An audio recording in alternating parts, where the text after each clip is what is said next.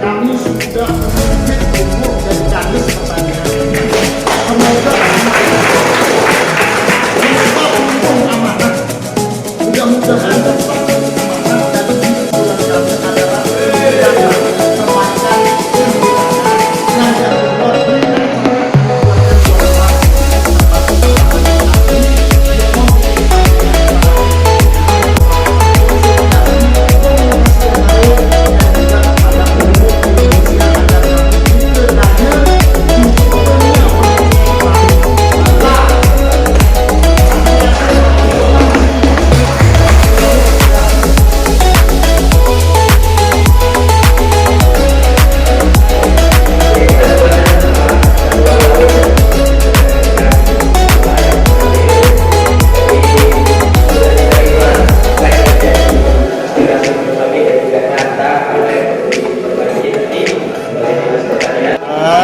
bahwa tidak lain tidak bukan, kami ingin mengembalikan seluruh luas tanam yang ada di Blikedaya supaya bisa terakomodir, karena biar alokasi pupuk yang kami dapatkan itu nanti melalui pengecer itu sesuai, tidak seperti saat ini luas lahan itu selalu berubah, ya kan, akhirnya petani tidak bisa dibagikan, sehingga itu nanti bisa terjadi ke depan supaya luas lahan Blike yang kurang lebih 450 hektar itu bisa kembali dan dipegang oleh pengecer-pengecer itu dan bisa didistribusikan kepada kelompok anggota-anggota kelompok tani dan bisa dijual sesuai dengan harga head, yaitu 1.800 per kilo dan 1.840 itu untuk bonusnya. Ini tadi Pak, tadi kan ada nama-nama anggota kelompok tani ya yang diusulkan tadi itu yang belum masuk di dalam RDKK atau sudah masuk? Ada yang sudah masuk, ada yang belum masuk. Ya. Ada yang belum masuk di sana, luas lahannya juga belum masuk. Ada yang sudah masuk tapi luas lahannya tidak sesuai dengan real. Artinya begini, ada kami temukan di lapangan punya lahan 1 hektar tapi yang dimasukkan cuma 30 hari. Nah itu kan harus ditambah.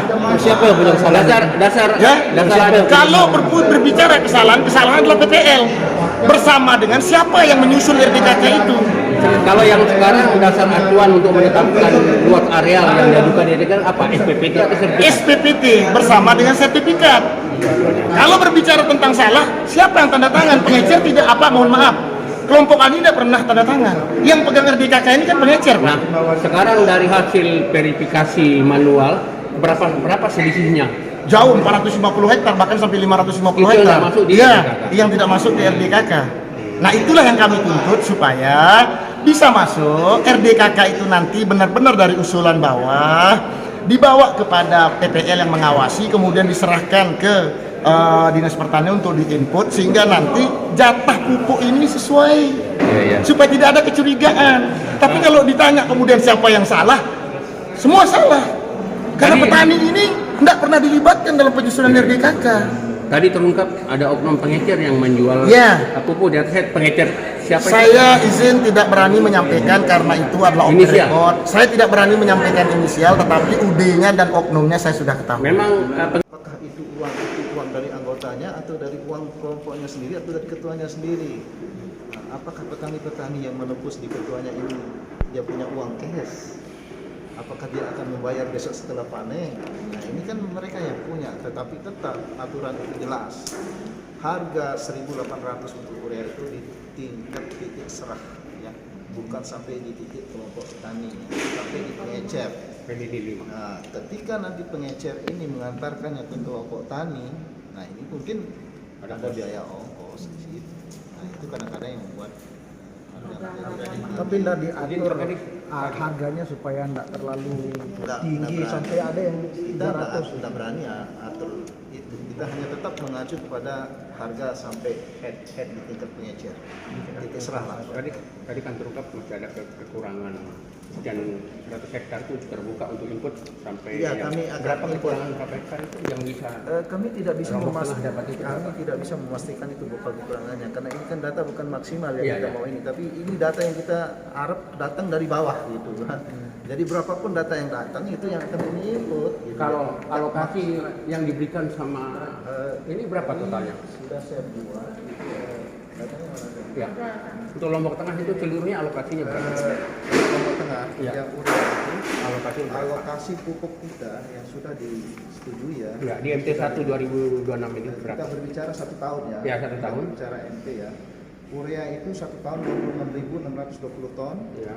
NPK itu 32.651 32.651 ton. Kalau dilihat dari jumlah NPK, alokasi kita ini untuk urea itu sekitar 94% dari kebutuhan. Masih kurang. 94%. Kemudian kalau NPK ini 56% kayaknya. 70%. NPK 70%. Nah, urea 94%. Berarti kita masih kekurangan.